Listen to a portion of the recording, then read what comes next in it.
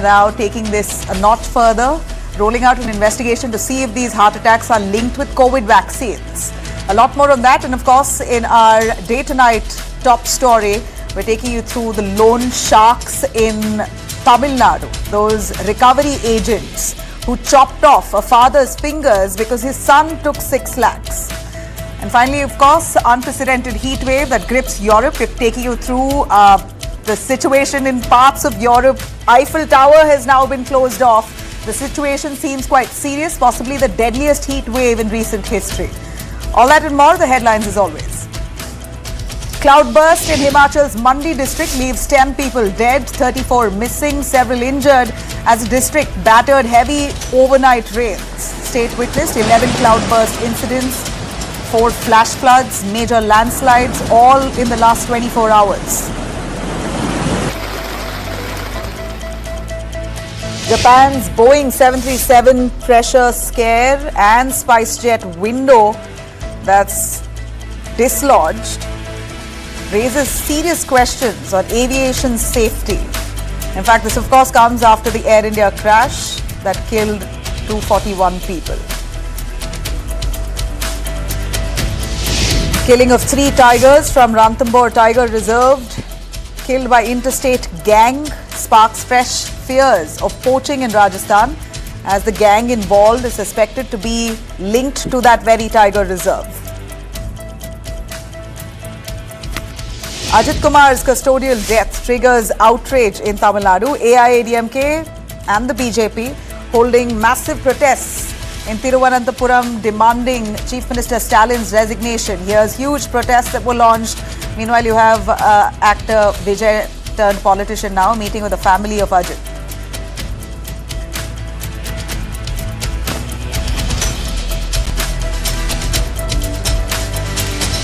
Right now, Bengaluru University to be called Dr. Manmohan Singh University. The official change has finally happened.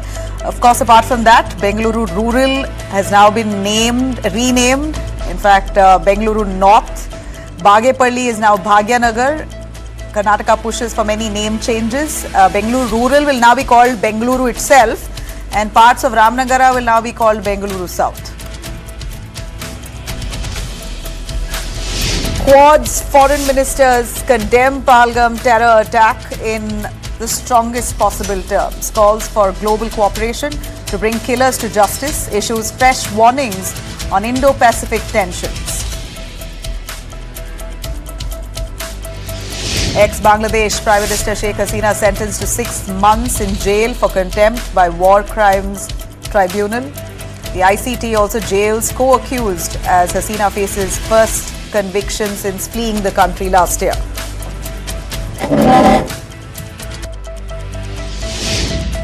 China confirms Premier Li Qiang to attend BRICS summit in Brazil. President Xi to skip the meeting for first time in 12 years since taking power. President Trump announces plan for 60-day Israel-Hamas ceasefire. Israel Israel's signal support now, while Hamas demanding guarantee of total war end. The war, though, still continues.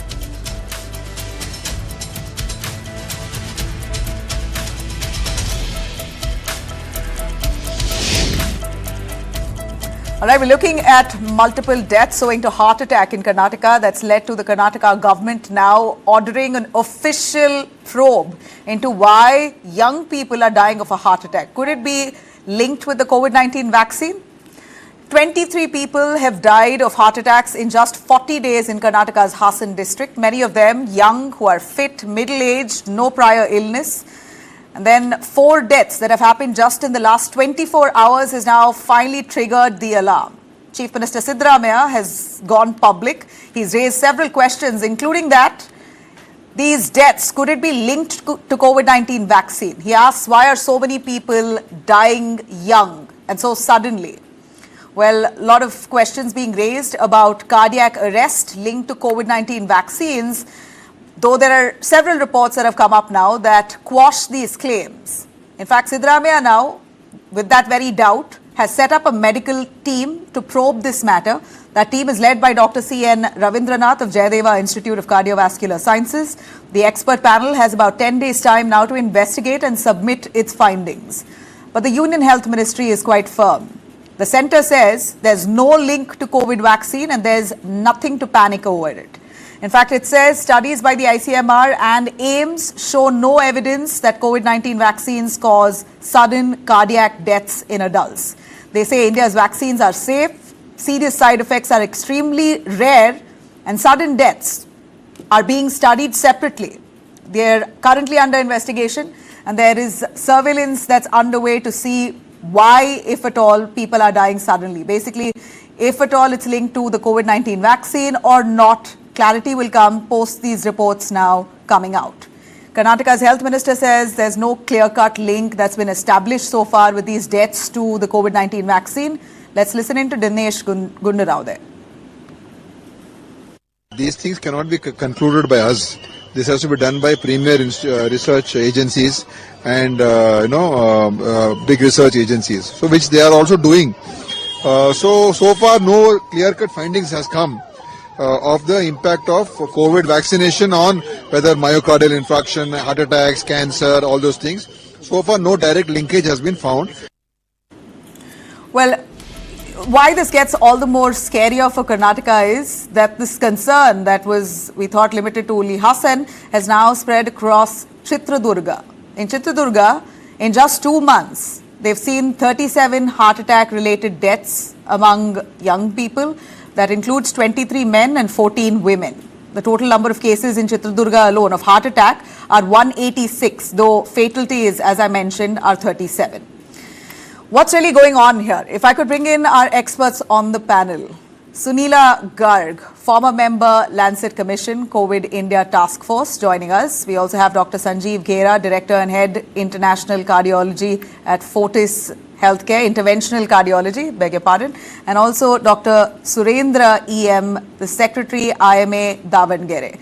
I really appreciate all of you for joining us at this point. A quick understanding, if I can have, from Dr. Sunila Garg.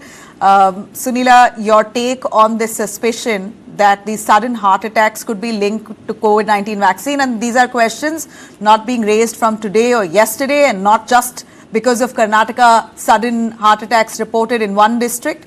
But since the time COVID hit, since the time vaccines were taken, there have been n number of deaths that we can count, which aren't explanatory. One can't really establish why the person died.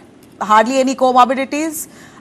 Young, fit people have succumbed to a cardiac arrest or a heart attack. Thank you, Nabila, first of all, for having me on the show.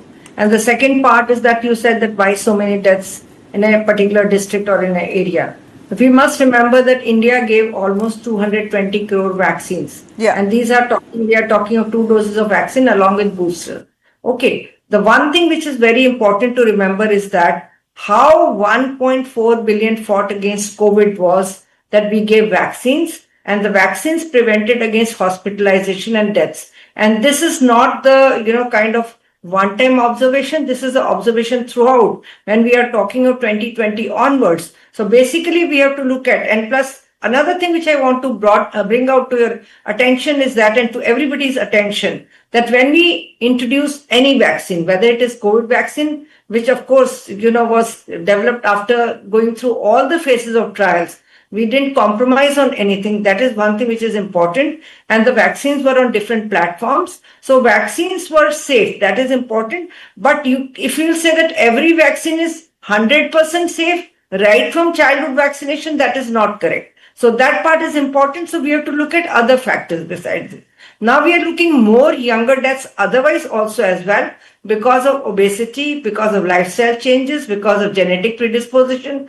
And I think 2 to 3 days back, we lost, one of the, models as well. Basically it was because of she was fasting, trying to lose weight. So that is where there are so many factors which you have to take into consideration. If gym is allowed for, let's say, half an hour, people are going for 2 hours and above. So that part is very, very important. So, cause and effect relationship is very important. And our ICMR study, along with Government of India and AIMS studies, already brought out this fact that we need to look at many factors beyond. But Because what it's then, just- ma'am? What then, ma'am? Does it? Just- What then really explains the United States now deciding that no more COVID-19 vaccines will be given to at least children? Their children will not need to take it. Only those with comorbidities, etc., may have to take it. They've really reduced Definitely. giving out You brought a vaccination. you brought out a very important point that children will not be given because in children the infection is very milder and it tends to subside. That is why it is important. And in India, we did not vaccinate children. That is important part to remember. But then We did. We did quite a vaccinate number of children. countries. Yeah. No, we did not say particularly when we talk of less than 6 No, months and all but that. we had And 7 years and above were allowed to get Yeah, vaccinated. that's good. So when we look at particularly under fives, we did not do that. Number 2 point which you have to remember is that we went in a very scientific manner. We first vaccinated our healthcare workers, then our elderly people who are comorbids and all that, and then we came down. And also amongst that, we first vaccinated people who are suffering from comorbidities like Right. diabetes, hypertension and all. And you will appreciate, Nabila, that the extent of obesity which is existing now, even our Prime Minister talked, I think few days back, that people should be cutting by 10% in their oil because we are having so much of obesity. So that part we have to look at in detail. And let not the message be going and let not be phobia created in minds of people that you have been vaccinated and now you are going to have heart attack. So that important point I want to bring to this platform. So important is that the vaccines prevented against hospitalization, which is a well-known fact, and also deaths. India had very, very less number of deaths. People, asked us at that point of time when vaccine was not accessible also to people. People were asking for vaccines. Why not vaccine for young people? Why not? And then at that point of time also I remember doing several shows also that vaccine will be available as per the availability and as per priority also. So that part has to be remembered. So we have to really look at in depth into other factors which are responsible for, as you know, that we do have a huge burden of lifestyle diseases which is there. So cause and effect relationship is very, very important and needs to be looked at in these cases because then only verbal autopsies become very crucial at this stage. Thank you. All right, ma'am. Dr. Sushila, I will come to you. Stay with us. Dr. Sanjeev Ghera, Director and Head Interventional Cardiology, who's also with us. Doctor, your take on sudden deaths among youngsters. What would you say and how would you explain these deaths? In Karnataka's Hassan itself, nearly 40 odd people who've died in barely a month. Now, do you believe that the celebrity deaths have induced this certain amount of fear in people, and that fear and panic could also accelerate a heart disease? Is that a possibility at all? Do explain. Hi, good evening. But I really agree with Dr. Garg. The COVID vaccine should not be blamed for all these sudden cardiac deaths or heart attacks. It has been very clear from the evidence that only mRNA vaccines actually gave some patients myocarditis and pericarditis, which could lead to sudden cardiac arrest or sudden cardiac deaths. But we should be very clear that what is heart attack and what is cardiac arrest.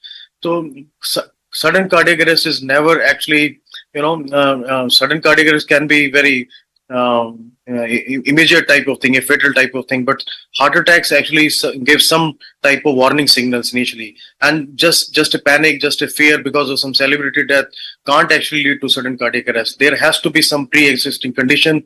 There has to be some predisposing factors like genetics. Does panic trigger a cardiac arrest? Can panic trigger a cardiac arrest? Panic can definitely trigger heart attack or cardiac arrest, but there has to be some predisposing condition earlier, like some high cholesterol, high BP or high sugars, inactivity, heavy smoking. Then panic can cause sudden surge of catecholamines or excitatory hormones, causing more of heart rates, high heart rates, and causing heart attack or heart arrest. So sudden cardiac arrest can be because of rhythm disturbances, but heart attack can cause sudden cardiac arrest. Heart attack always gives some warning signals. There has to be some angina like chest pain on walking, fatigue on walking, or maybe some breathlessness on walking. It is never sudden actually. 95% of people with heart disease or silent heart disease, they have some type of symptom or maybe some test is abnormal. there has to be some pre-existing condition over there. There has to be some substrate over there, inflammation type of thing, like what I told about the risk factors like diabetes or high blood pressure, ignored high blood pressure, or high cholesterol values, obesity, physical inactivity, heavy smoking, heavy alcohol, drug intake, binge intake. What actually happened with that celebrity, and any type of addictive thing, and especially when you have genetics with you, like your father or grandfather, they had heart disease or they were operated for heart. So this means that there is some milieu, there is some substrate in you, genes in you, so that any panic, any type of trigger, actually excitatory trigger, can cause heart attack, and heart attack can cause sudden cardiac arrest. So sudden cardiac arrest is actually a fatal thing, which actually can't be prevented. Around 70 to 80% of people who do not get CPR or shock therapy during cardiac arrest, they don't actually reach hospital. But heart attacks are never sudden. There has to be some warning signaling. Dr. Surendra, who is from Karnataka itself, Doctor, you want to chime in on the number of deaths that have been reported in Chitradurga and in Hassan. It's alarming to hear that in barely a month's time, 40 people have died in Hassan, 37 in Chitradurga. These are big numbers, and which is why it raises an alarm. And if Siddaramaiah, the Chief Minister itself, the head of state, raises questions about the COVID-19 vaccine, then citizens are bound to take note. Yeah. Thank you to be on this part of the discussion. See, first of all, the report of vaccine causing such a problem is very, very unlikely, because one is the preliminary reports have already shown that there is no such links. Anyway, the further follow-up has to be done on this to have a clear picture on this. Nevertheless, rather than only blaming vaccine of those people who have already taken vaccine, we cannot do much about that. But what we can mainly rely on is what is our dietary pattern, what is our stress level, what type of food we are eating, and where we can prevent on all these things. So probably the focus should be more on how we can prevent such a problem in future, and thereby saving our younger people from getting such a drastic events. So it is very important that nowadays we are eating the food what we eat, not only the oil. Though Prime Minister has mentioned, there are so many other certain foods which are like inflammatory foods. Like means there is some taste makers are being used, and there are some food additives are being used, and the dairy products also. How we are eating the dairy products, by they increase the dairy production by giving so many hormones and some chemicals, and the same thing we are eating. So this can cause lot of inflammation in our body, which can definitely create some inflammation on the endothelium of our coronaries of the heart. That can increase the probability of the clots in the arteries. So like that, and our stress factors also. So these are all the factors which we should, of course, there may be some genetic factors, but still there should be some light should be shown on all these factors, and thereby we should try to prevent such things happening. And now coming to the increasing in the number, probably there is a reporting of these cases have become more vigilant, and we are trying to see such cases being enrolled or maybe reported. Right. So that is maybe one of the reasons. Dr. Sushila, I would like to ask you, there are reports that suggest that about 1 to 13 people per 1 lakh odd who took the vaccine may have reported, or as per reports, they may have observed to have inflammation of the heart muscle or the lining. Have you understood this complication? Has this come to your notice? These are published online.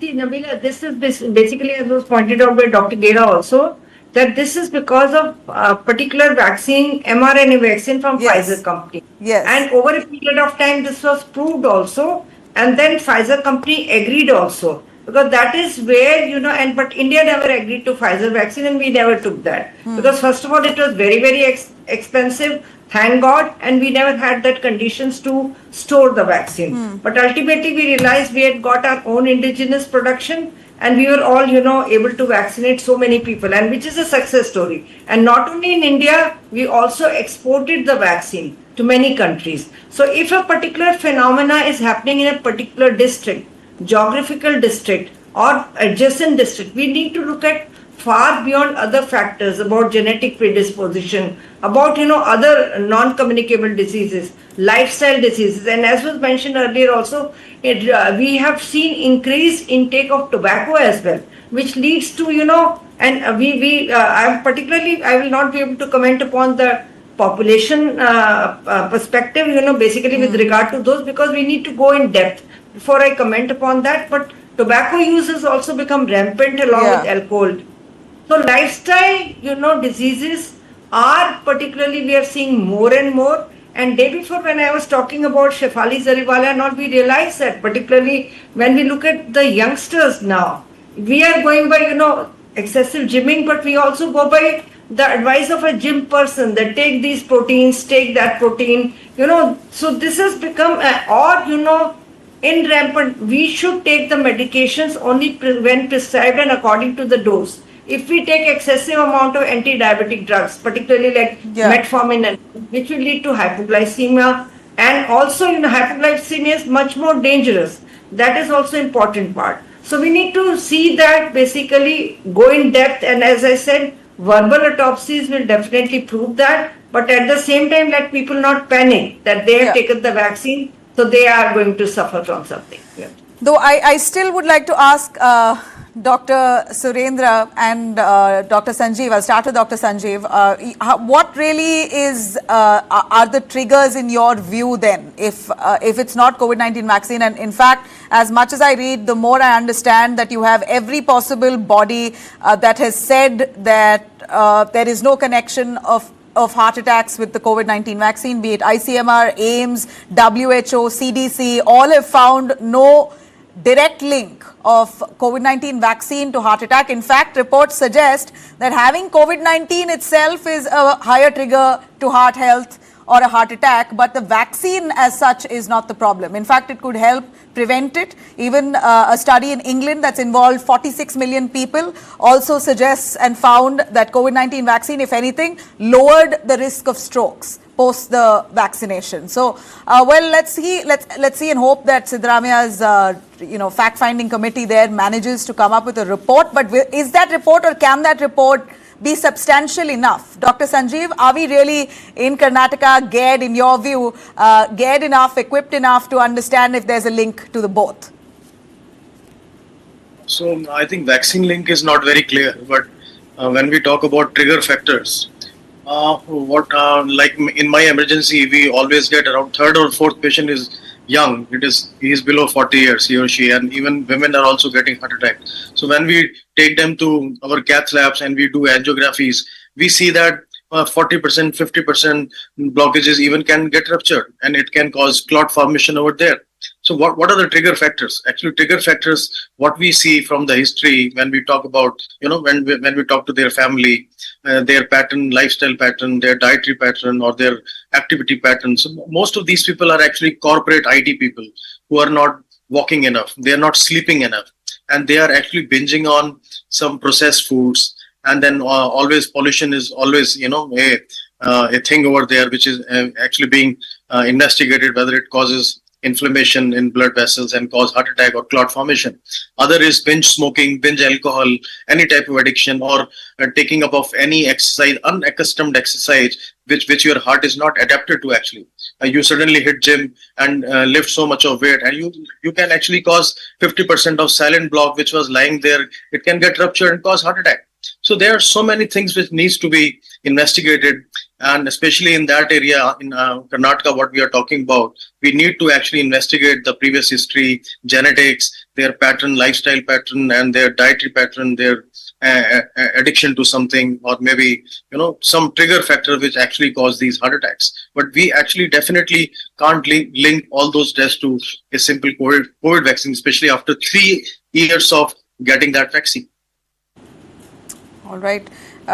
a final word, if I could bring in Dr. Surendra on that. Karnataka at this point is really hoping to find an answer to these sudden deaths. But if I really look into the lifestyle, I would still be surprised, or maybe not so surprised, if this report came in from an urban area. A district like Hassan, Chitradurga, one would assume is slightly more laid back. When I say laid back, you don't have an urban lifestyle there enough to access junk, enough to go into heavy machines and protein shakes, and I'm assuming most of that happens in an urban setup, less in a setup like Hassan or Chitradurga, which is why it's worrisome. These are people from who have homes there, they have healthy eating habits. So what could really be the reason for Chitradurga and Hassan to have the highest number of heart attacks? Yeah, it is a myth that only the urban people will have the bad food lifestyle. habits, or lifestyle will be. See, even in rural areas nowadays, we are seeing a lot of people coming with young hypertensive, young diabetes, and they will have high lipid profile levels. See, these are all because of the lifestyle modifications has not been properly followed, both in urban as well as in rural areas. Even in rural areas nowadays, we are seeing people are having almost similar work pattern what people live in the urban areas. That's a very astonishing, and also you may feel that rural areas people may have a good dietary habits. It is not so. It is the urbanization taking place even in rural areas also. In the sense their lifestyle, their food habits, and other. We got your point. So, do you believe that Karnataka doctors that Siddaramaiah has tasked with this important report are equipped enough to find or get to the bottom of this? Yeah, definitely. Definitely, there are well qualified and very senior people have been included in that, and definitely they will come out with a clear picture in a short period of time. Okay. Dr. Sushila, a last word for you. Of course, a lot of questions being asked on whether or not COVID-19 vaccines should still be taken, or are we done with it for good now? What's the deal here? There was a time when they said you got to have annual vaccines, 2 doses, but no buzz around that now. Why? No, Nabila, it's not like that. Why you see we saw few strains of virus which were mutated strains now, and which was spike protein mutation, but we also were of the opinion that all of us have suffered from Omicron variant infection, and all of us have also got vaccination. So that is where, we all did not suffer from infection. Very few people who suffered and who succumbed to the infection were the ones, particularly in state of Kerala and Tamil Nadu, and 21 states the virus was seen, and we saw more number of cases over there. So they were all, quite a number of cases were suffering from comorbidities. And that's where, when we were listening to all, it is very important to probe much more into the depths. That is important part. And we need to look at, you said that basically the district is different.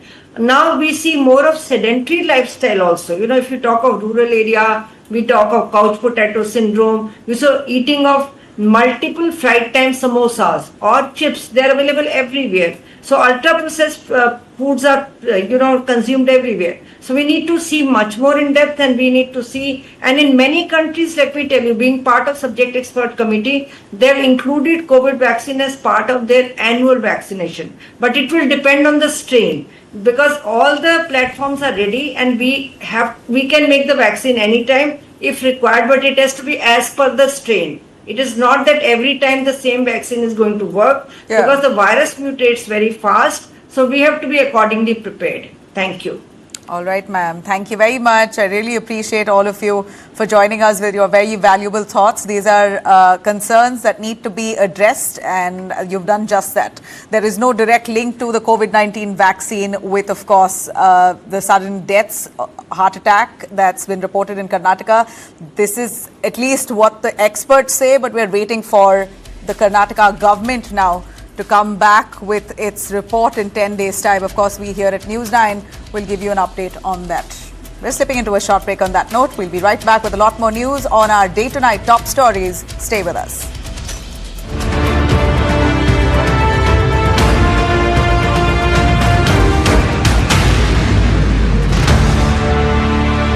ये holder था। एक तेरे लिए मंगाओ? मेरे नए music goggles मंगाओ क्या?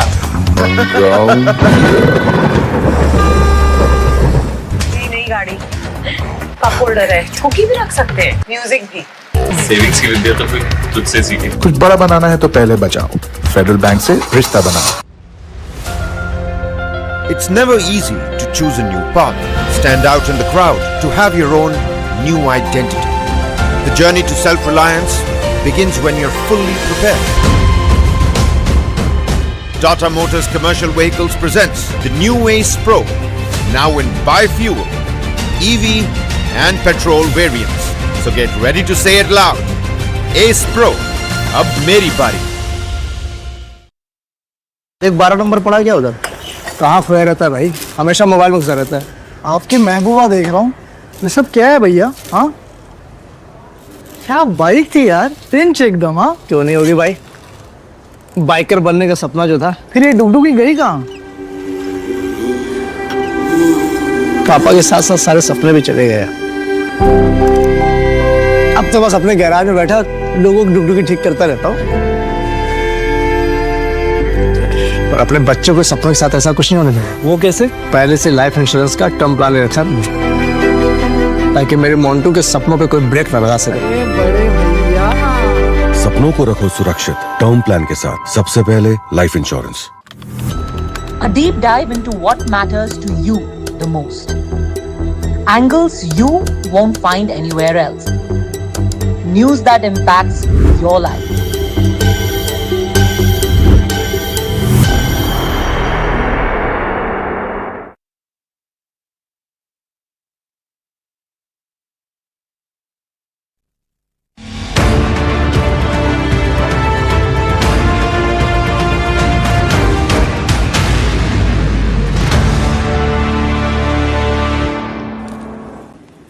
Welcome back. Let me take you through all that's brewing in Karnataka, my state. As always, I take you through the top story here on the political storm. Now, Bengaluru residents are waking up to caste census that's completed with stickers pasted in front of their homes without actually anyone surveying their home.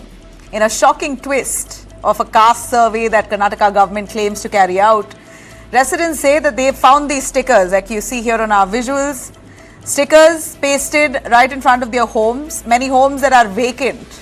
Residents aren't even there, but yet these stickers say that caste survey has been done here. Residents claim that they've never met the surveyors, no forms were given or collected, no interaction has ever happened with these surveyors. But the sticker is nicely pasted right outside their home, claiming that the job is done. Now, this isn't a one-off. Multiple neighborhoods have reported the same story.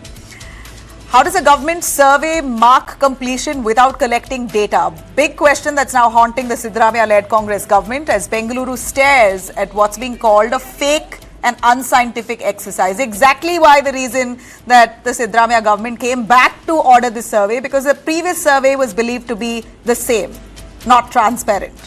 Residents are furious. Social media, of course, flooded with photographs of stickers on doors of houses and complaints.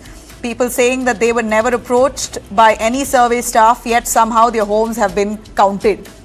Of course, the opposition JDS has now pounced on the Congress, calling the survey fraudulent, anti-Dalit and a waste of public money. Ironically, the Congress had ordered this new caste census to fix the unscientific errors that happened in the last one. As I did mention, now this very drive has again led to embarrassment for the same Congress government. It's accused to be sloppy, or of being non-transparent, and at this point, many doubting the sanctity of it. And what really is the purpose of doing such a shoddy job? Is there a way to manipulate the survey for someone else's benefit?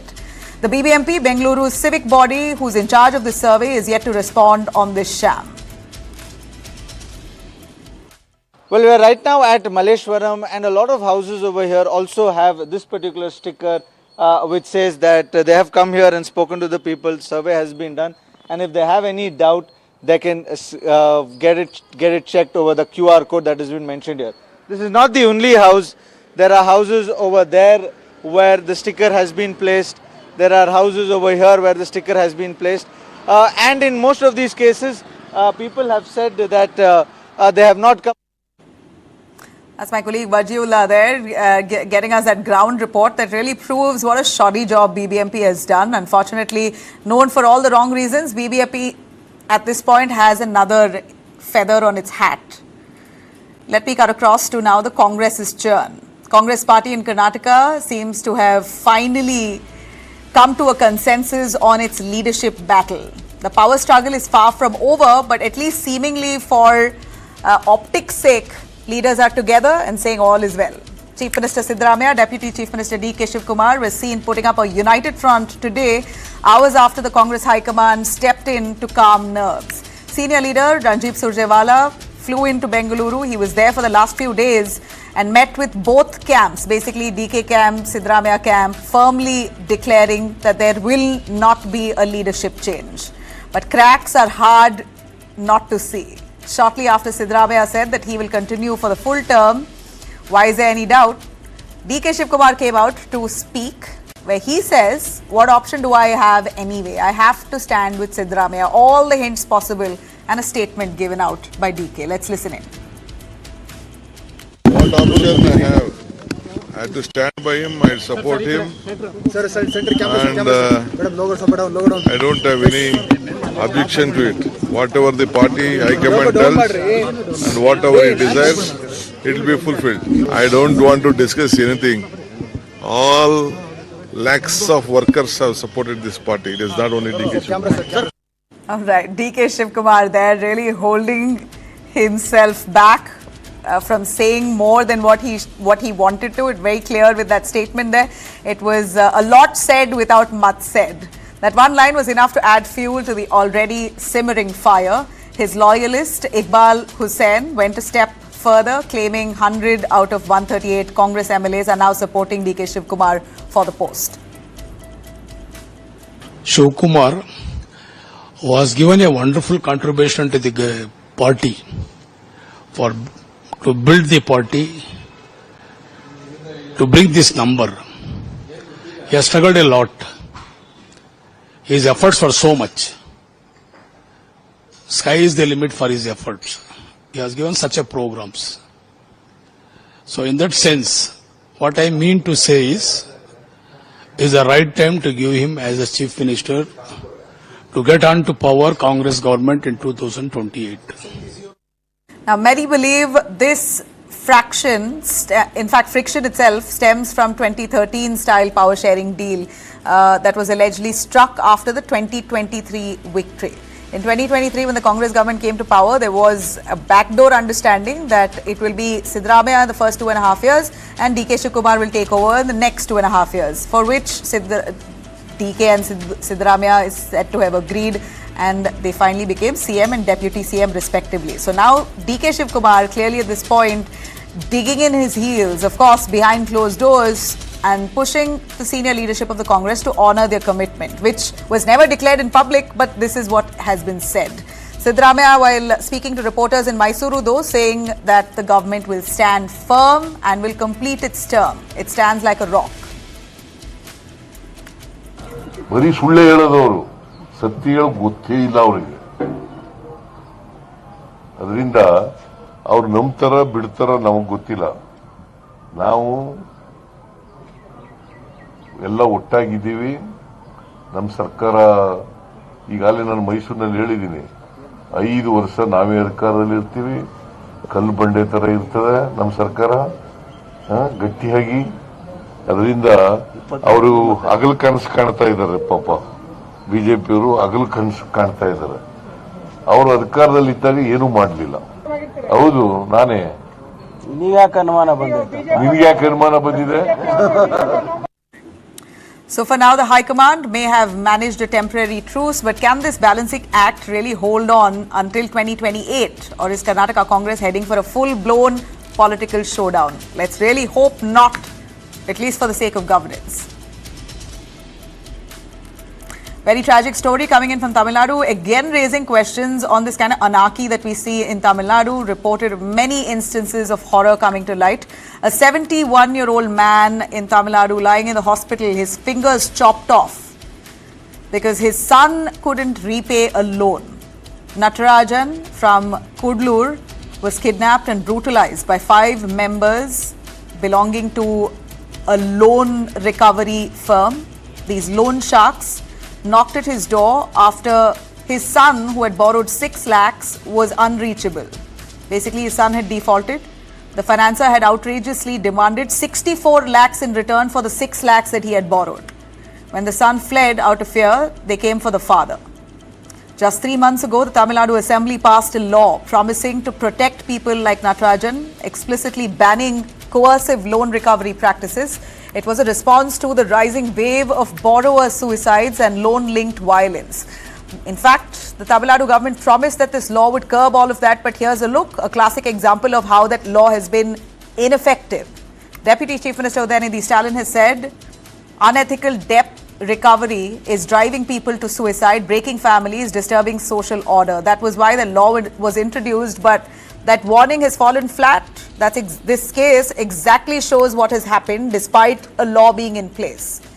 Now, Manikandan Natarajan's son and a grocery shop owner had borrowed money, we understand, to expand his business. But when the financier began charging illegal interest and the dues spiraled, that man fled, leaving his father vulnerable. And these loan sharks came at the father, chopped off his fingers for not paying a sum of 64 lakhs while he had borrowed only 6 lakhs. Now, well, these loan sharks have been arrested. The police have acted swiftly, but is that really the answer to Natarajan's pain and the scores of other people who are right now threatened by these loan sharks? First of all, how are these illegal financiers operating so freely in Tamil Nadu? Why is there no support system or a system to protect the common man from this kind of financial terror?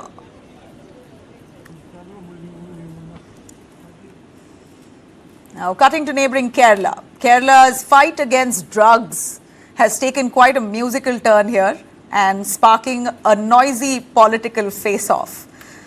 Kerala State Education Department recently introduced Zumba sessions in schools under its anti-drug drive. The aim was to keep kids healthy, energized and off drugs. But what was meant to be a feel-good move has now triggered outrage from some religious and ideological groups. Several Muslim clerics in Thiruvananthapuram have slammed this move by Kerala government, objecting to boys and girls dancing together or wearing what they call inappropriate attire. Sadly, the kids are wearing uniforms here, but anyway. And it's not the Muslim clerics alone. Hindu nationalist groups, Bharatiya Vichara Kendram, also wanting to pull the plug on Zumba, calling it a foreign culture and foreign culture invasion, accusing the government of sidelining traditional Indian practices like yoga. The government, however, isn't backing down. Kerala government insists. In fact, Education Minister V. Sivankutty mincing no words, saying the real threat is not Zumba, but the mindset that injects poison into society in the name of tradition. Now, let's be real. Zumba isn't mandatory here. It's voluntary. It's not being done in temple or mosques. We know these are schools. It's a school fitness program meant to make children feel good about themselves. And Zumba is one of those dance forms that really energizes the entire body because there's that much of movement and swift movement that could uplift mood and keep children busy and active. At SN School, teacher Sangeeta C says students are really loving it. We are very excited to have Zumba in our schools, and the children in our schools should really need physical fitness. So we thank the Kerala government for promoting Zumba in schools for children. Now, also students we hear like Alida Maria agrees, saying that this form really helps her uplift her mood and releases stress.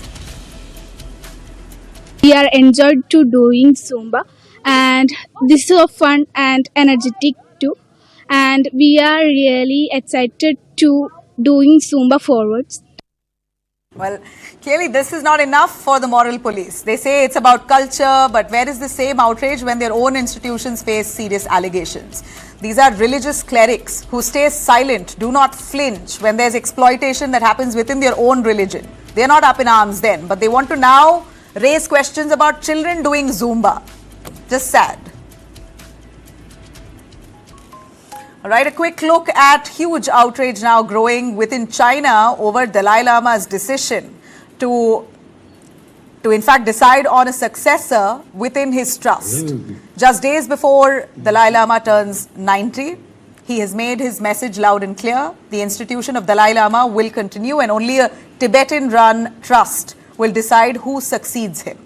Addressing over 100 monks at his monastery in Dharamshala, the 14th Dalai Lama has declared that his reincarnation will be chosen by his own religious community, in fact, and nobody else. It will not be dictated by any political power, basically hinting at China.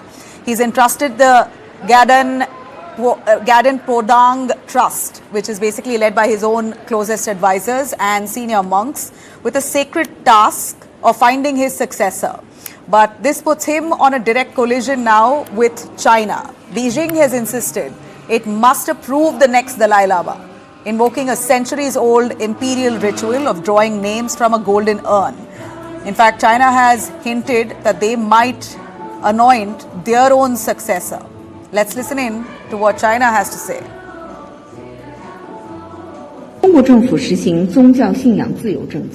The Chinese government implements a policy of freedom of religious belief and has issued regulations on religious affairs and the management of the reincarnation of living Buddhas in Tibetan Buddhism, protecting this way of succession in accordance with the law. The reincarnation of the Dalai Lama must adhere to the principle of domestic search, golden urn draw, and approval by the central government, and be handled in accordance with religious rituals, historical customs, and national laws and regulations.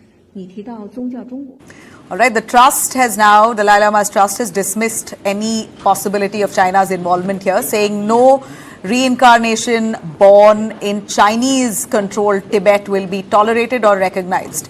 The next Dalai Lama, they say, will be found in a free land.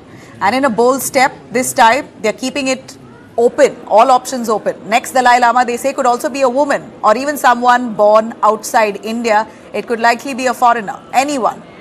Now, let's play out an earlier reaction itself of Dalai Lama where he said exactly this, confirming his thoughts.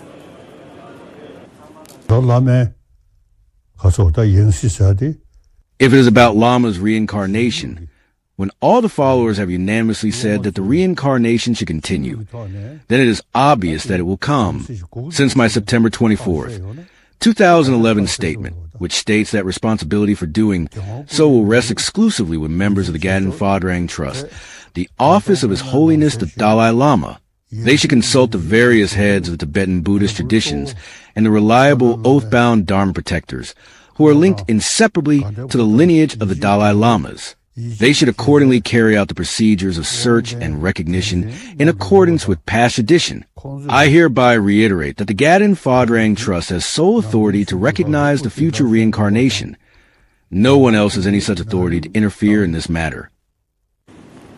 Now, the announcement from today has triggered global ripples. The United States has also backed Dalai Lama's right to determine his own succession, warning China against any interference.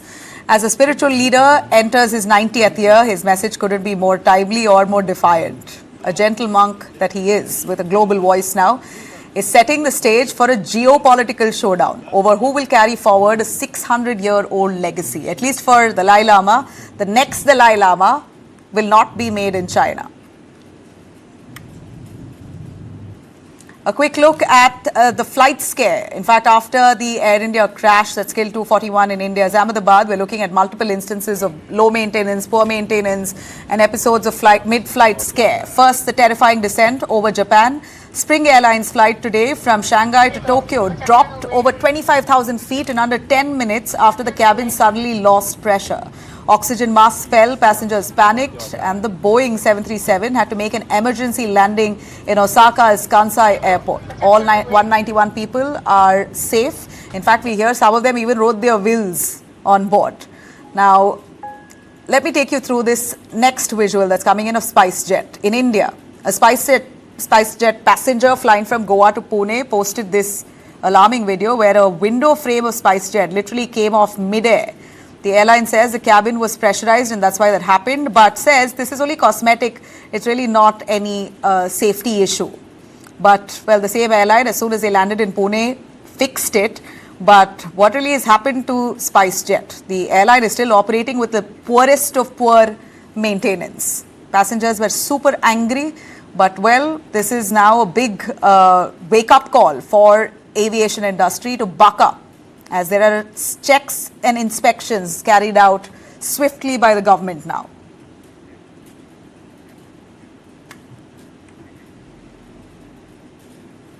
All right, finally, in our deep dive segment, we're going to delve into Europe's heat wave, possibly the worst in recent history. For most of us, Europe is a dream summer getaway, clear blue skies, long sunny days, lively streets, perfect beach weather where we want to escape India to go to Europe, so you really soak in the great weather. But that postcard perfect summer is now turning unbearable. Southern Europe is in a grip of a brutal heat wave with record-shattering temperatures that's never seen before. In France, the Eiffel Tower was shut. Nearly the entire mainland is on high alert. In fact, the government has asked businesses to change staff hours to protect workers from the heat. 200 public schools are either partly or fully shut. In Italy, 21 out of 27 major cities are on red alert. In Portugal, 7 regions face extreme risk warnings. Spain saw the mercury touch 46 degrees. 2 people have died in Spain, 2 more in France. Wildfires have broken out. Batteries and gadgets are exploding. Firefighters are racing to contain the damage. The heat warnings now stretch from Spain to UK all the way across the Balkans. It's not just hot, it's dangerous. It's not over yet, of course. The heat wave, making it worse by fossil fuel pollution, has scorched Portugal, Spain, France, Italy and Greece. Experts say the worst may still to come. This is what climate change really looks like. Not in the distant future, we're currently living it. Heat waves becoming more frequent and more deadly.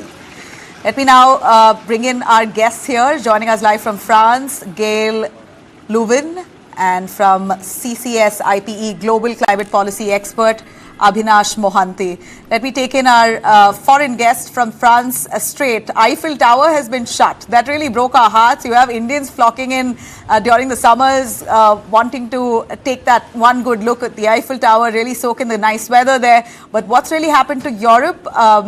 Would you want to say what's the situation right there where you're at in France, Gail? Well, do you hear me? Yes, ma'am. Okay. I'm not in Paris. I'm in Aix-les-Bains. It's not far from Geneva, but it's in France. It's quite warm, but it's less warm than Paris. The situation is that in France, we are not used to have in our home, like you have in India, we are not used to have AC. It's kind of rare that people have AC because first it's a budget to buy, and then electricity is quite expensive here. And we rarely have so warm weather. We are not used to have such warm weather. So we may have fan, like electrical fan, but like for example, among the people I know only maybe 4-5 persons who have AC, but most of the people don't have AC. You have AC at work, you have AC in stores, but you don't have AC at home. Well, this is certainly scary. If I can bring in our environmentalists, is this abnormal? Europe's heat wave at this point is said to be the worst in history. What does this really suggest, and where are we heading in a nutshell, sir?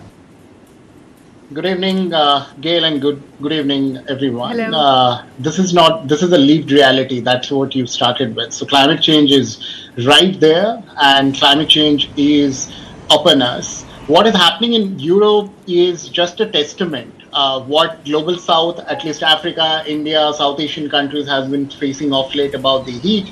Our way of life is getting changed.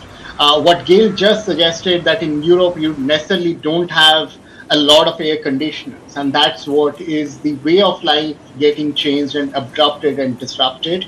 And what has happened in Europe is from an atmospheric sciences perspective, it's a marine heat wave. That means the Mediterranean Sea has warmed. As a result, what has happened is it has increased the temperature across the land. So it is like tapping of the heat. It's hot outside and you are clogged in a room and you put in a heater. That's what is the situation that has happened because the oceans are warmer.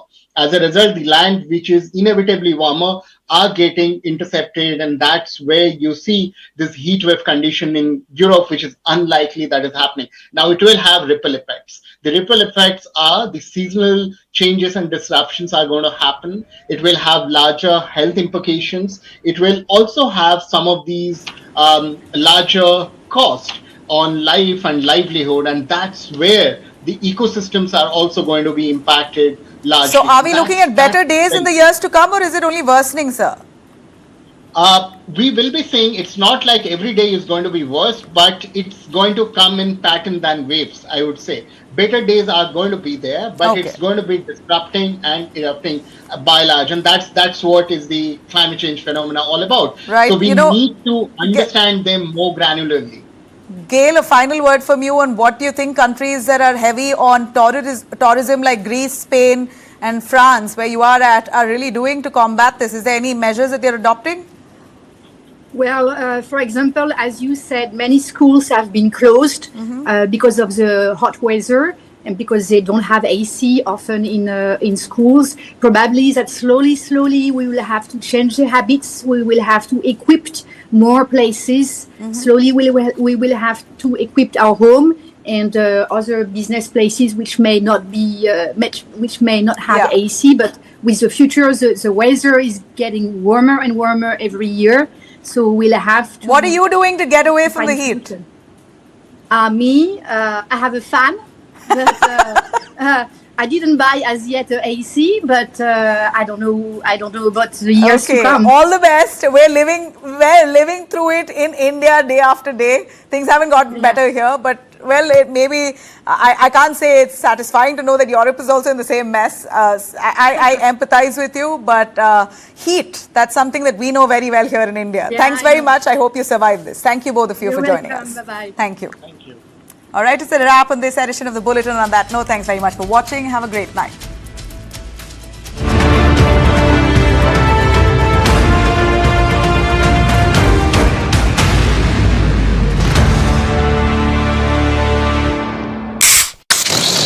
Party horns भी होने चाहिए, मंगा लेती हूँ। खाकरा मंगवा लेती हूँ। थेपला भी मंगवाएगी। थेपला भी मंगवा लेती हूँ। अलग-अलग मत ऑर्डर कर, एक बार में मंगवा। एफर्ट्स और पैसे दोनों बचाओ। सेविंग्स की विद्या तो कोई तुझसे सीखे। जब पैसा हो बचाना, फेडरल बैंक से रिश्ता बनाना। What is to the nines? In literal terms, it's perfection. But to us, it's not just a phrase, it's an attitude. One that starts at your desk and sends a statement to the world. To the nines is about taking charge. It's a way of life where every seam, every fold, is crafted with excellence. It's timeless elegance and uncompromising quality made for the corner office. It's the ideas that inspire redefining order and elevating the tabletop. To the nines, for the leaders of today and the visionaries of tomorrow.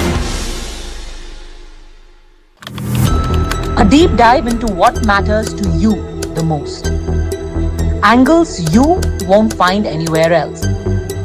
News that impacts your life.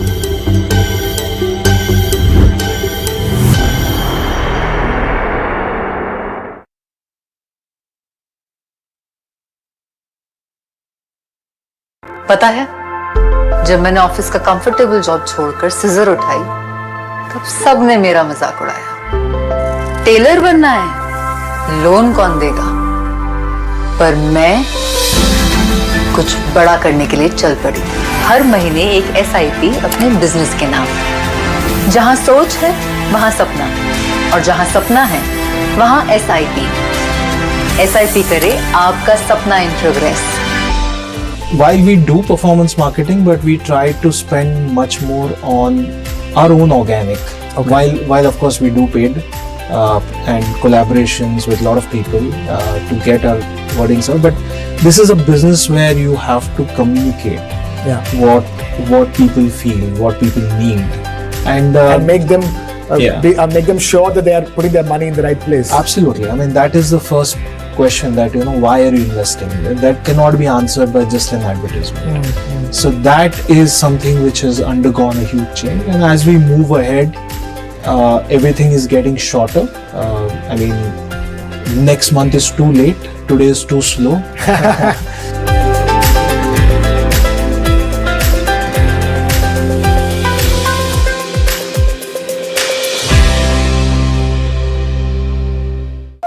Women in West Bengal should be assured that it is a safe place for them, because justice should be done, served cold, quickly, and it should be done in a way that it is transparent. Peace and prosperity cannot coexist with terrorism and proliferation of weapons of mass destruction in the hands of terror groups. These visuals are the most defining moment when India's defense minister called out China's bluff. The memories of emergency have again become very, very relevant. There is no excuse. It subverted our constitution.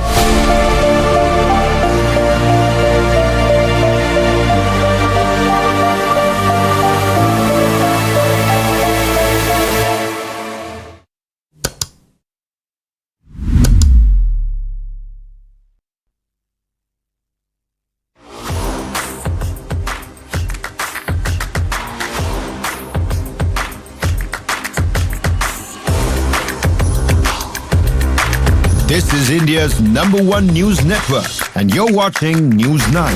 English news as it should be. Prime Minister Narendra Modi welcomed in Ghana with a guard of honor and a 21-gun salute on the first leg of his 5-nation tour. The Prime Minister also received a warm welcome by the members of the Indian diaspora in Accra. We've got those exclusive visuals. Stay tuned.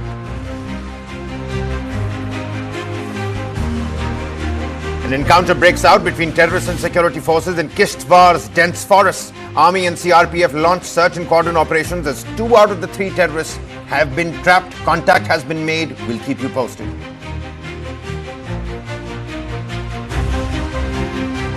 The President of India clears the monsoon session of the Parliament from the 21st of this month to the 21st of August 2025. No sittings on the 13th of August and the 14th of August due to Independence Day events.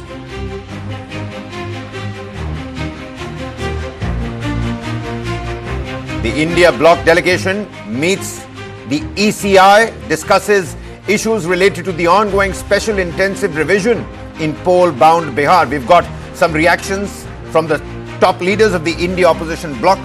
Stay tuned.